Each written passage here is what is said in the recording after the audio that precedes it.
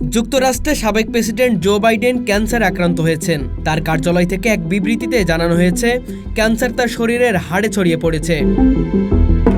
৮২ বছর বয়সী বাইডেনের শরীরে গত শুক্রবার একটি পোস্টেড গার্ড বা নোডিউল ধরা পড়ে। এরপরে চিকিৎসকরা বিস্তারিত পরীক্ষা করে ক্যান্সার শনাক্ত করেন। তিনি প্রস্রাবজনিত সমস্যা নিয়ে চিকিৎসকের কাছে গিয়েছিলেন। চিকিৎসক জানিয়েছেন তার ক্যান্সার কিছুটা আগ্রাসী ধরনের এবং গ্লিসন মাত্রা 10-এর মধ্যে নয়। এর মানে হলো এটি একটি উচ্চ ধাপের ক্যান্সার, যা শরীরে খুব দ্রুতই ছড়িয়ে পড়ে। মিস্টার বাইডেন ও তার পরিবার চিকিৎসার সম্ভাব্য উপায়গুলো নিয়ে আলোচনা করছেন। তার কার্যালয় বলছে যে ক্যান্সার শনাক্ত হয়েছে তা কিছুটা হরমোন সংবেদনশীল হওয়ায় এটি নিয়ন্ত্রণ রাখা সম্ভব। ক্যান্সারের খবর প্রকাশের পর সাবেক প্রেসিডেন্টকে সমর্থন করে অনেক বিবৃতি দিয়েছেন। যুক্তরাষ্ট্রের প্রেসিডেন্ট ডোনাল্ড ট্রাম্প ট্রুথ সোশ্যালে লিখেছেন, তিনি এবং ফার্স্ট লেডি মেলানিয়া ট্রাম্প এই খবর শুনে দুঃখ পেয়েছেন।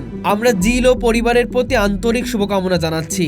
আমরা দ্রুত আরোগ্য কামনা করছি, এমনটাই লিখেছেন যুক্তরাষ্ট্রের প্রেসিডেন্ট।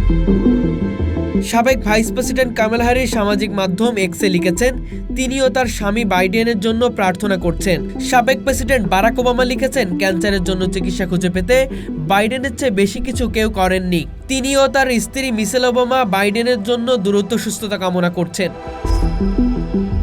জো বাইডেন 2016 সালে ক্যান্সার মুনশট কর্মসূচি সূচনা করেছিলেন এবং তিনি নিজেই এর নেতৃত্ব থাকবেন বলে ঘোষণা দিয়েছিলেন। স্বাস্থ্য ও বয়স নিয়ে উদ্বেগ তৈরি হবার কারণে যুক্তরাষ্ট্রের প্রেসিডেন্ট নির্বাচন থেকে 2016 সালে নিজেকে সরিয়ে নেওয়ার 1 বছর পর এই ধরনের একটি খবর এলো।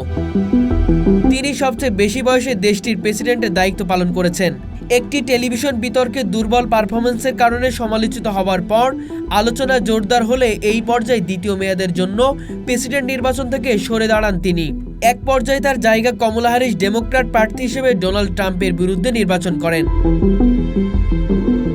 ক্লিভল্যান্ড ক্লিনিকের তথ্য মতে বিশ্বব্যাপী পুরুষের ক্ষেত্রে ত্বকের ক্যান্সারের পর পোস্টেড ক্যান্সারই বেশি মানুষকে আক্রান্ত হতে দেখা যায়। তাদের মতে বয়সের সাথে এই রোগের ঝুঁকি বেড়ে যায়। আমেরিকান ক্যান্সার সোসাইটির প্রধান বৈজ্ঞানিক কর্মকর্তা ডক্টর উইলিয়াম ডাউড বাইডেনের ডায়াগনোসিসের যেসব তথ্য প্রকাশ করা হয়েছে তার ভিত্তিতে বলেছেন, এই ক্যান্সারটির চরিত্র অনেকটা আগ্রাসী।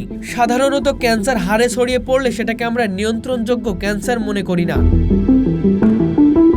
তিনি অবশ্য বলেছেন, প্রাথমিকভাবে চিকিৎসা অনেক রোগীর মাধ্যমেই ভালো প্রতিক্রিয়া পাওয়া যায় এবং অনেকে চিকিৎসা নিয়ে অনেক বছর বাঁচতে পারেন বলেছেন তিনি।